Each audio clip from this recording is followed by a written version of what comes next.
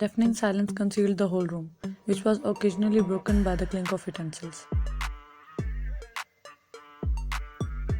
Yes, everyone was having breakfast at the table, but the scenario feels like a funeral repast, all because of this Kim Taeyong and his violent personality. After disrespecting me, he's sitting here like a king, and all I can do is stare at his face, hoping for a miracle. A miracle of an apology from his side. Yes, I'm petty like that. I know he's not in his right mind, but that does not give him a pass to misbehave with me. Me, the great Kang Wyan.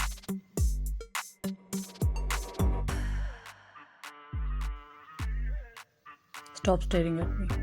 Spoke coldly without looking at her as he scrolled on his iPad checking his emails.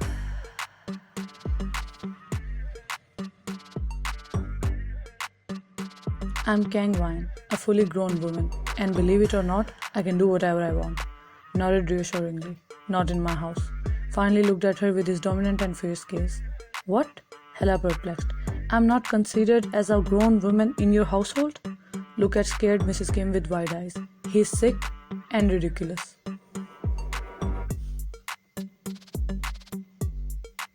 Thanks called at her as if he wanted to eat her alive. But something about her stopped him from reacting further than that.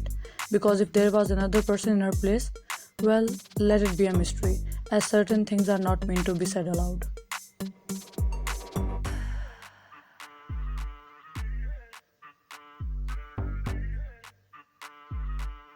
He looked at Mrs. Kim to notify her that he did not like the presence of her guest, but owing to Mrs. Kim's pleading gaze, he chose to ignore what seems to him as a crazy woman, and ordered the maid, "Serve me, some manners," sarcastically whispered without paying heed to his intimidating glares.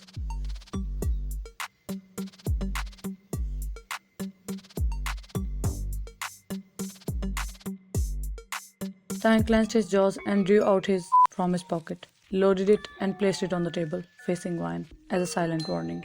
Wine swallowed her dread as she was looking at a real for the first time in her life.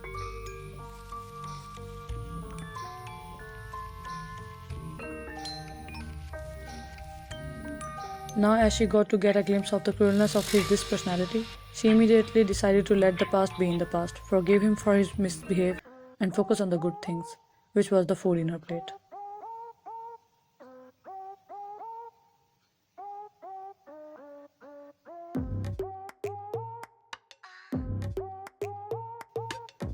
She quietly shoved food in her mouth while keeping her gaze glued on her plate, making him let out a little smirk. But he covered it and stood up before taking his as well.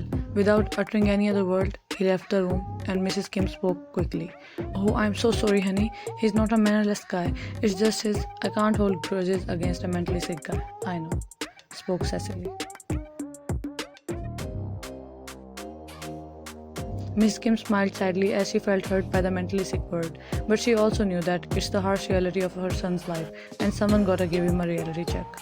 "But don't worry, I know how to tame a beast." Looks at Mrs. Kim, who was giving her a horrified look. I know how to treat him." Smiled embarrassedly as she almost revealed her pettiness.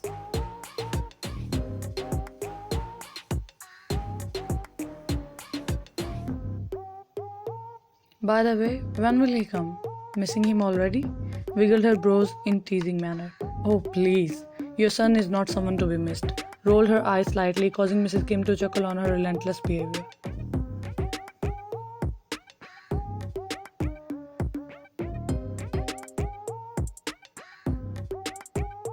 On a serious note, I need to spend more time with him in order to closely monitor his condition, find a solution and start his therapy. He'll never get ready for therapy ever again. Why?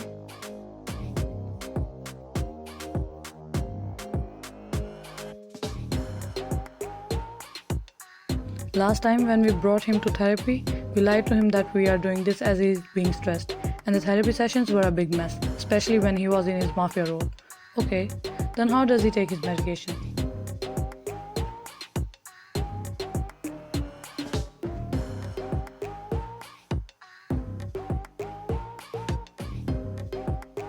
We changed the packaging of his medicines with vitamin tablets packet, so he thinks he is taking his daily vitamin. Clever. Whose idea was this? Impressed. Thanks, aunt. Looks at Mira, who has been calmly eating her meal all this time.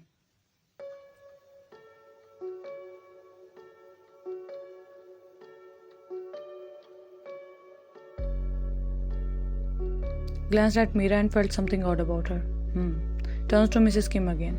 Can I have a look on his medications? Sure. Proceeded to ask the maid to bring the medicine. Here, ma'am. Vine took the medicine from maid's hand and took out some pills from the container. She carefully examined the tablets and looks at Mira once again.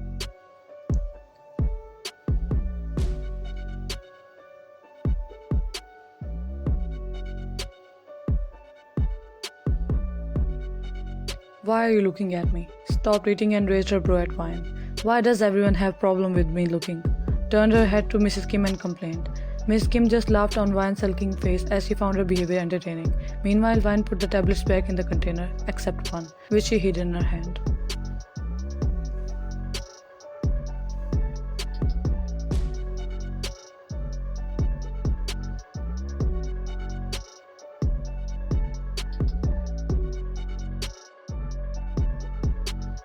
In the evening, Vine was roaming in the dark living room like a ghost in the haunted house while eating snacks when the entrance door opened and two figures stepped in.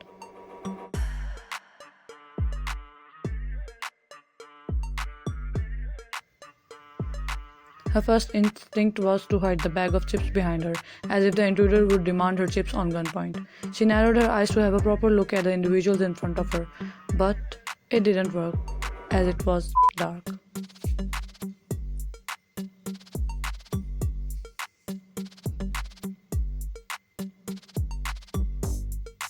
Can you help? Holding an injured Taeyong. Vine gasped as she realized what was going on.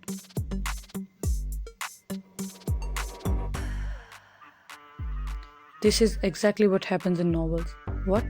Hero comes home injured and heroine helps him. Then help, I guess.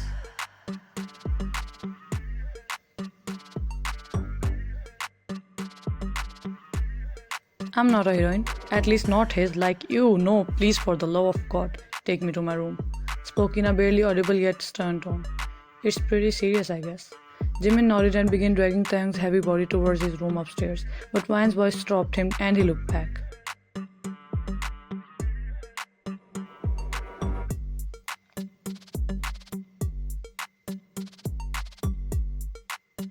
A pretty place could work. Looks at Taeyong while smirking and blinking rapidly. She was waiting for Taeyong to break the ice and plead her to help him, but his words made her jaw touch the floor.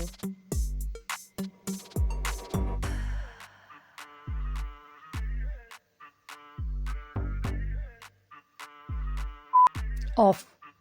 Please, cursed Taeyong off with his loud yell. Pretty please. Whispers, realizing the time, which is pretty late. Just for you, Jimin. Glares at Taeyong while crossing them and walks over to Taeyong's room, unaware of Taeyong's dark stare at her back.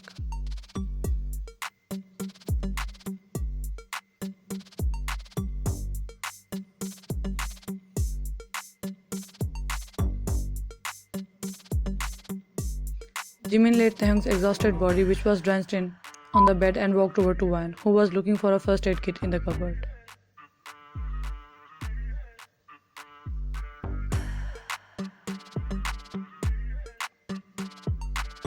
Please don't mind his word. Turns toward him. Why did you let him fight? Clearly knowing his condition.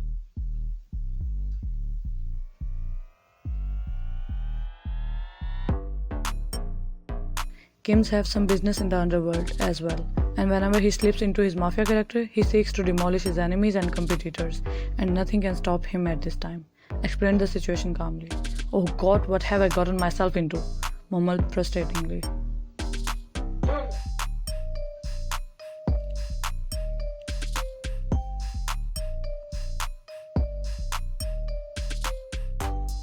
If you guys are going to start, then get out of my room. Spoke with eyes closed while laying on his bed.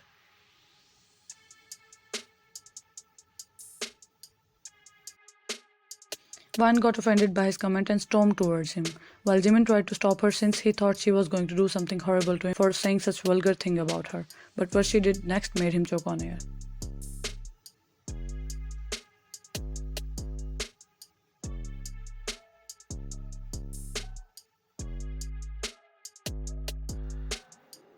Stood at his side of the bed while crossing her arms across her chest. I know it's not you, but you're jealous speaking. If you keep up with this sick mentality, then no doubt you will go rogue soon.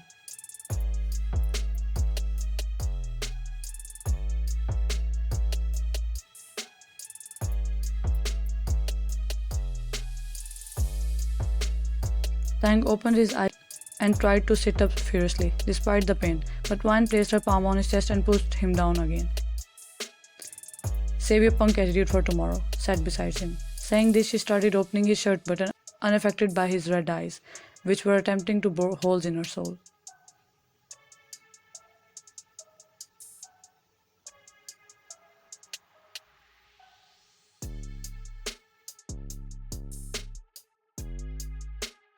Claire's throat. I think I should leave now. Wait, help me clean his blood. I'm sleepy. Good night. See you tomorrow. Bye bye.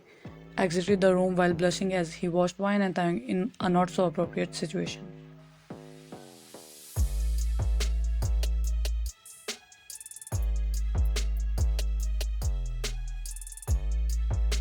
Wine huffed aggressively and tore his shirt apart in anger, exposing his well-built torso adorned with wounds shining with blood.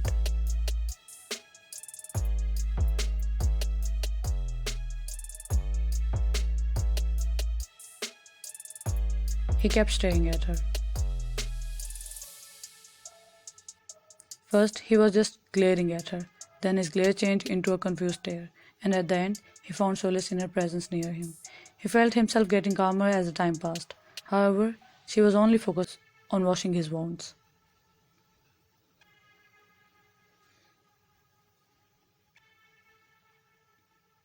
She did not even blush at the sight of a handsome naked man in front of her, and it irked him. She was about to apply ointment on the cut on his chest when he grasped her wrist, which caused her to look at him. What? Raised her brow.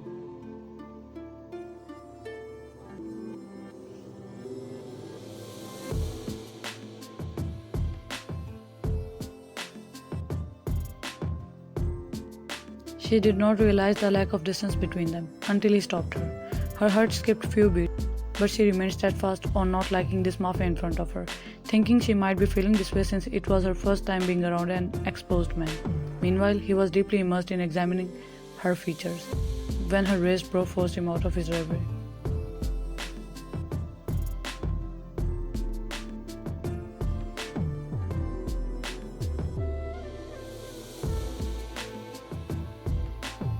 Licked his lips to say something to her. Do you even know how to treat a wound? Decided not to let his guards down.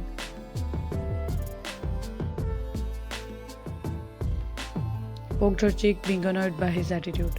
This worthless being in front of you is a doctor, Your Highness, sarcastically spoke.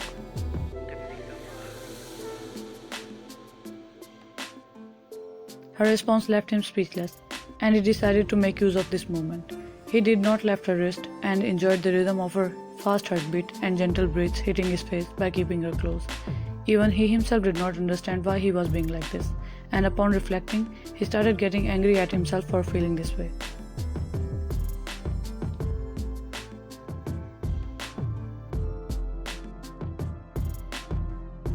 Now if you are done enjoying your time, then let me treat you, as I would like to finish my work and get away from you as soon as possible, Your Highness, mocked him.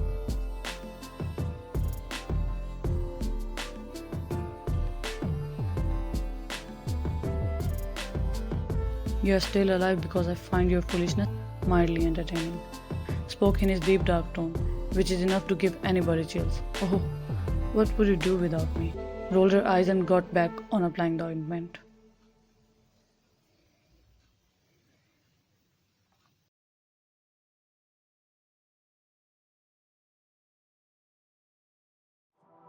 She blew a few times on his wound, not wanting to cause him any burning sensation or pain. However, this wasn't his concern. As she blew while rolling her plump red lips, he gulped and closed his eyes while breathing heavily, not because of the pain, but because of the wild thoughts and goosebumps.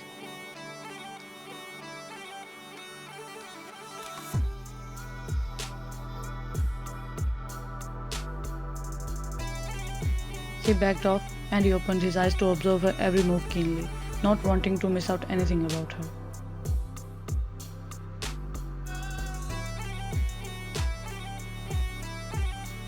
Sit up, I need to bandage you. He tried to sit up, and after a few failed attempts and groans, he sat up and rested his head on the headboard of the bed, while Wine watched him like a cruel emperor watching his people suffer. Good girl, I mean, good boy.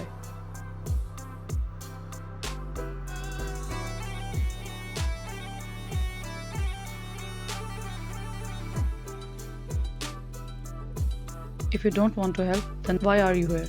Ignore her comment. For Jimin, he's cute. Serious. She said whatever came to her mind without thinking twice, merely to give him a savage reply and avoid appearing weak and incapable of defending herself. But her words did something to him, as he felt his blood boiling.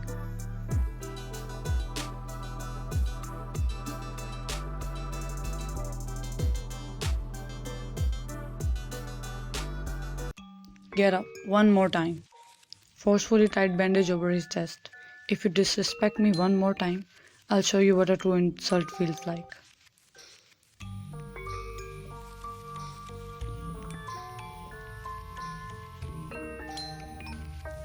He frowned at her words, because as far as he could remember, no one had ever spoken to him in this manner.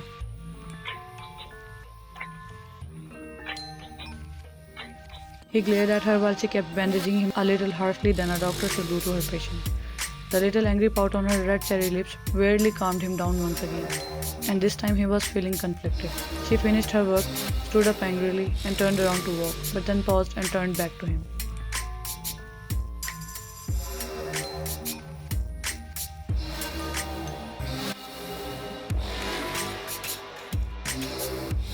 Extended an ointment in front of him while he gave her a questioning stare. Ointment for a bruised ego.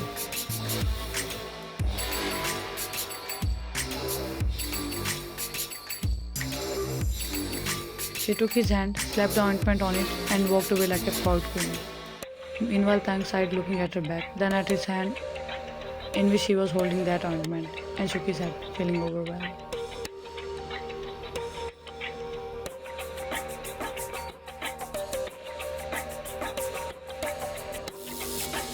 In conclusion, I hate her. There's no other feeling involved, arrogantly blurted.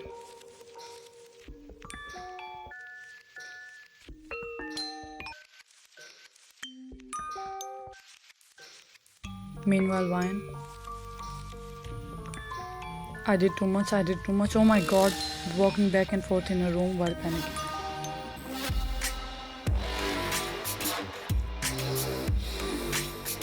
He's my patient, and here I am, treating him like an enemy. But he's so rude, Remy.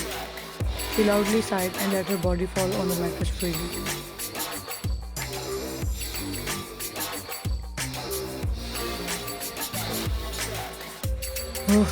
I miss his childish personality.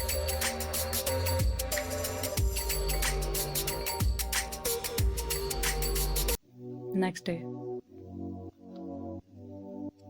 I woke up late and then decided to go to a nearby salon to get my nails done for the first time in life, as I liked Mrs. Kim's beautiful nails, and she recommended me this place. It was about to get finished when I received a phone call. I looked at the caller's ID and decided to lift up the call.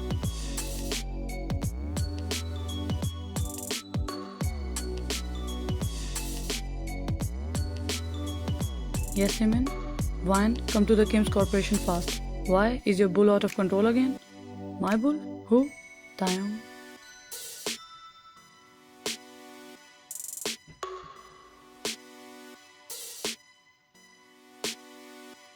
Yes, I mean no, but yes.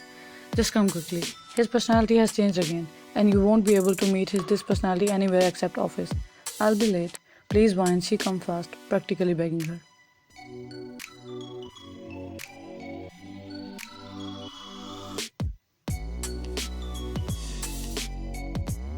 Okay, I'm coming. Hung up the call, only because he's asking so cutely.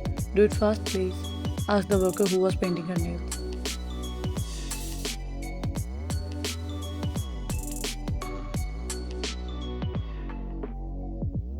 After half an hour, she arrived at the Kim's Corporation and its massiveness did not fail to impress her. She was looking around like a lost kid in a market when someone tapped on her shoulder from behind, prompting her to turn around.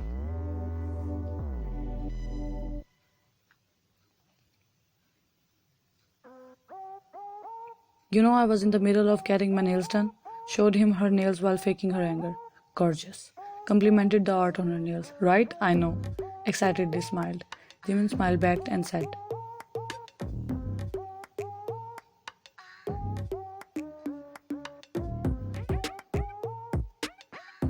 Now take this file, and his office is on the 8th floor to the left. Go. Pushed her towards the elevator. Wait, what are we doing? Bewildered. You are his new PA as he fired his old one.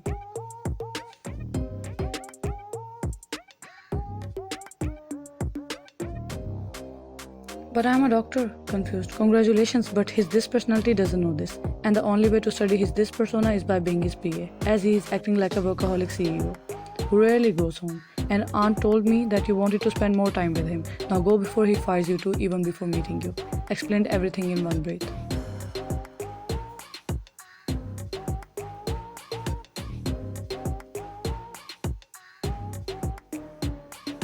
But why would he fire me?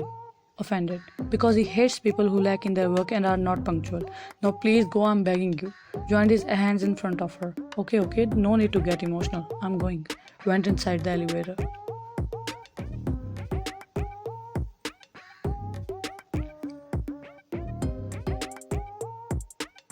Inside the elevator. What would be my paycheck? I wonder. Unfazed by the spontaneous situation.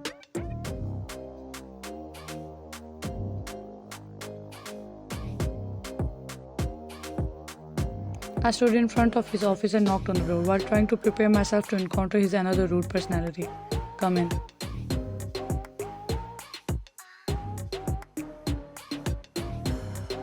He better have his heater on, as I can tell by his voice that it's another iceberg persona. I confidently walked in, but his words made me feel like I was standing in front of my professor after failing my class.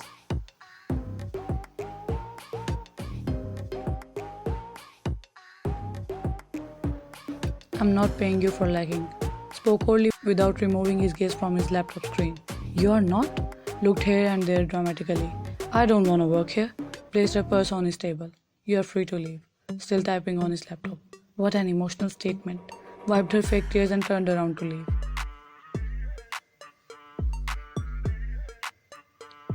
Miss Vine finally looked up. No, you have lost the right to stop me now. Purposely messing up since she does not want to work in an office.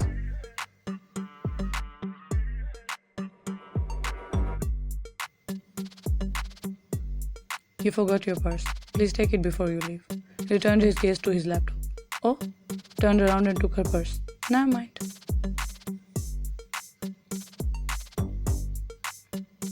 She was about to leave the office happily, but Jimin entered. Whispered to her, "Where are you going?"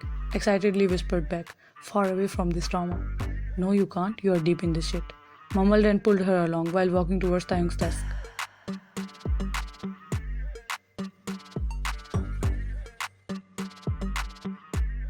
Tae, we can't let her go. She's Uncle Kang's daughter. He will not like it. She was persistent on going, Jimin spoke uninterestedly, without sparing a glance to the dumb and dumber duo in front of him. I did not say anything. He's faking it. Loudly whispered to Jimin, which Tae heard obviously.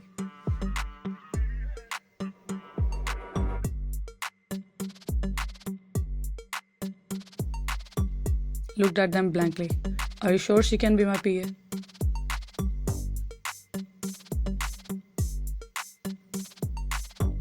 She would not have been here if you had not fired your former PAs one after another. We don't have any other option for now. And believe me, she might act clumsy and strange, but she is good in her work. Should I take it as an insult or a compliment? Whispered to Jimin, once again being loud as.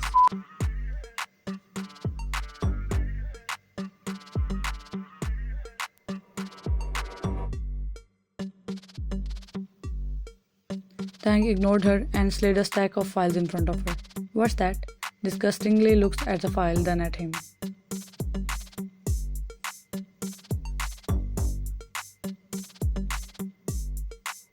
A chance for you to prove yourself.